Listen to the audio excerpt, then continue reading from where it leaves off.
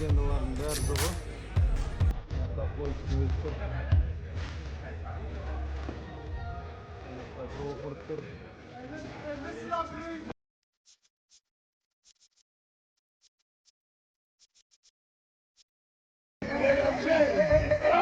Hold me back. Hold me back. You fucking stop. You could take a guy like Canelo. This guy could do. He can pick and choose who he want to fight. And I'm gonna tell y'all the truth about Canelo. Easy, man. Cakewalk. Easy. Y'all sitting up here, y'all praising this dude. This dude was nothing. I was almost 40 years old when I cooked this dude. Easy.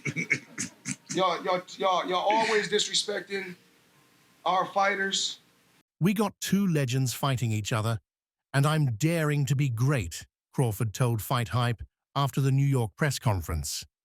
Despite his enthusiasm, however, his recent comments about his training have sparked concern among fans and analysts.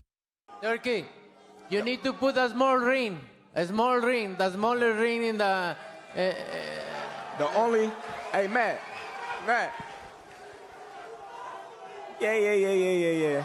The only running that I'm going to be doing is running upside his head, and I can assure you that. Facts. And he got a big head, too. In a recently released Ring magazine video featuring Dana White, Tom Brady, Shaquille O'Neal, Canelo, and Crawford himself, the topic of training came up. 405. 405.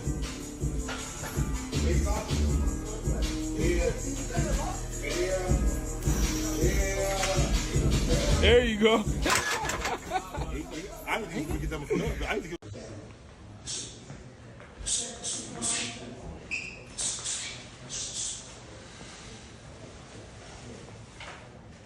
When Brady asked Crawford how hard he was preparing, the response was unexpected. "I'm not training hard. I'm not even training, really." Bugün legendaların derdi bu. Floyd Mayweather. Crawford.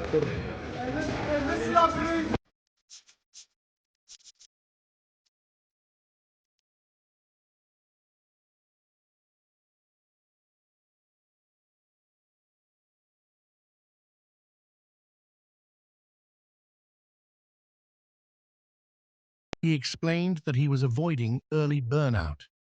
"When I go in the gym, I give my all.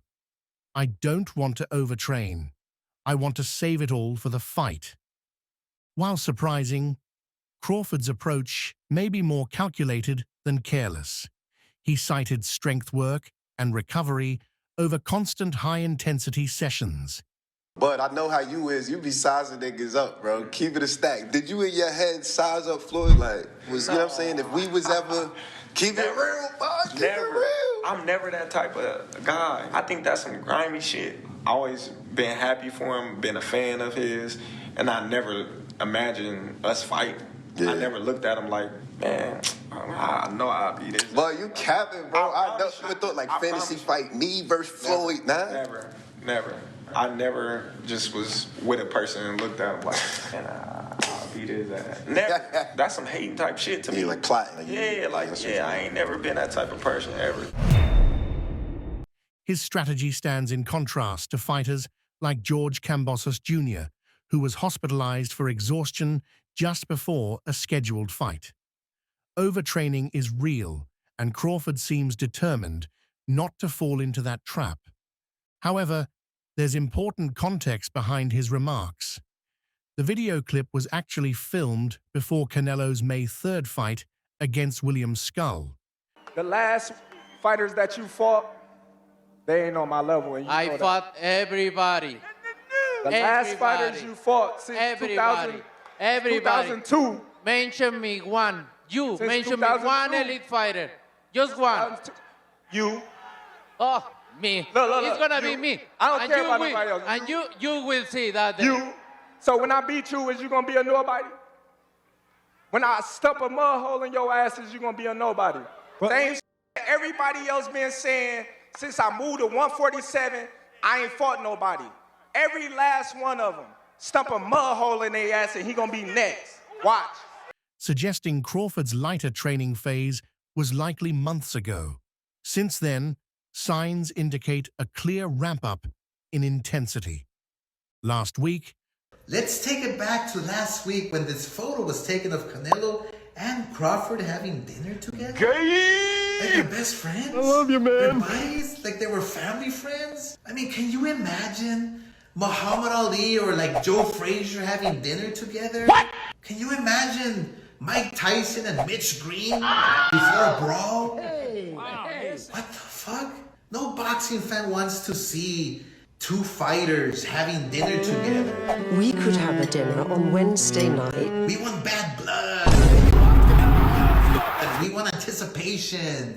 We want to feel like an actual war is about to happen. Caviar and champagne together while they're staging their trilogy. Jesus Christ. Alright, so after their dinner date together, Canelo and Crawford said on the press tour that I think started in Riyadh, New York, and Vegas. So here's a clip. I'm very excited for this fight. We'll see. We'll see. That's late, right? That is so late. Oh, and Canelo elaborated on his career plans. Maybe you will see me in the WWE. Okay, great, Canelo, but please first, before you fight The Undertaker, can you please fight David Benavidez? No. And here's the moment where the script told them to shove each other. I mean, come on. Anybody else not buying this drama? Nobody got time for that. Crawford, if you want to actually make Canelo mad, just tell the truth about him and his tainted meat. And Canelo failed 2 drug tests? Live, only on DAZN, June 28th. Jake Paul versus Chavez Jr. Buy now at DAZN.com/boxing. Crawford arrived in Riyadh for a press conference and was seen training at the Mike Tyson gym. In footage shared by Ring magazine, he completed a full workout, including shadow boxing, heavy bag drills, jump rope, and core exercises. The visit signaled that training is now in full swing, with Crawford looking sharp and focused.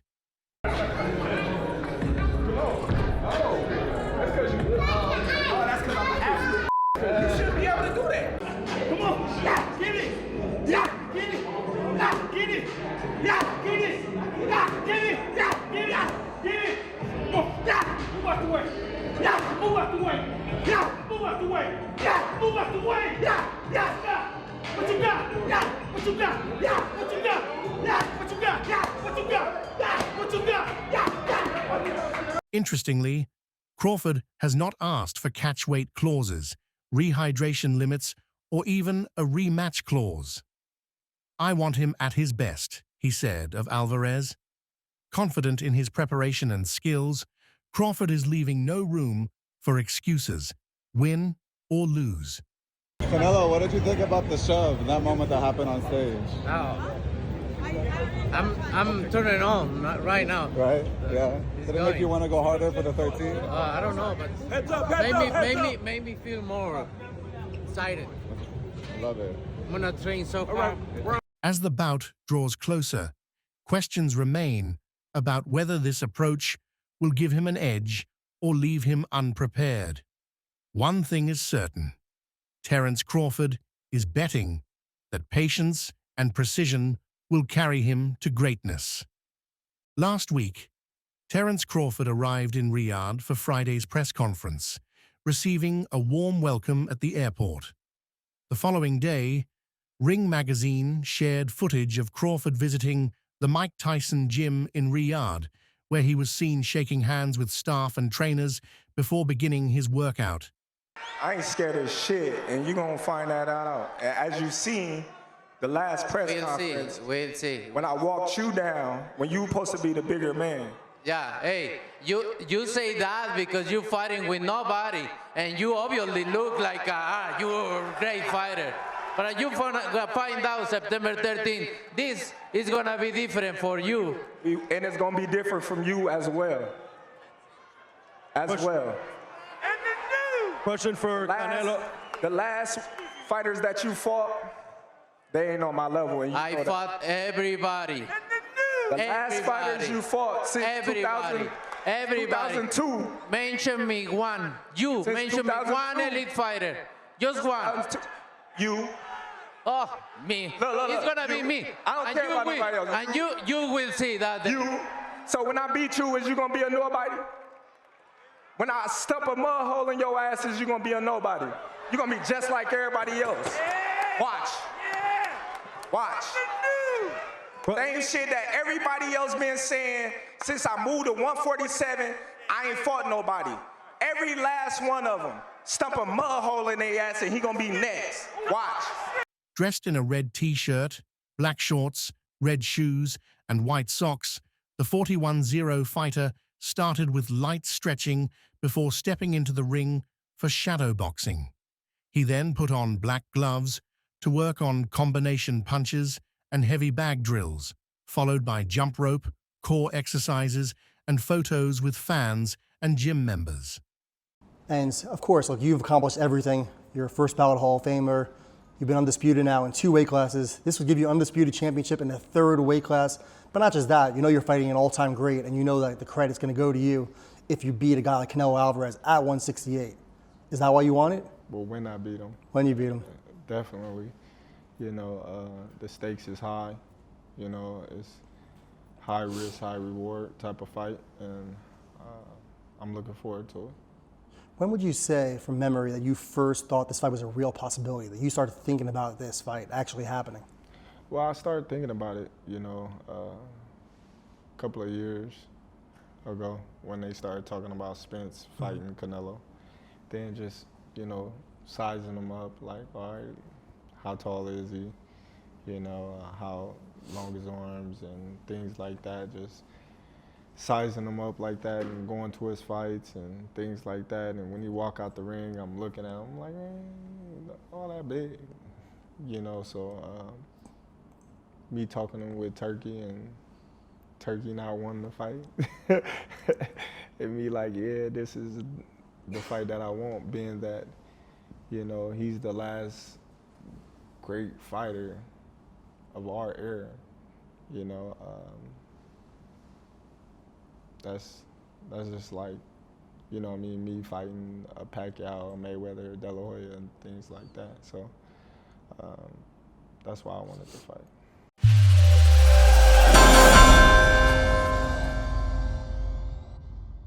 A group picture wrapped up the session, capturing the focused yet respectful energy he brought to the gym despite being months away from the bout.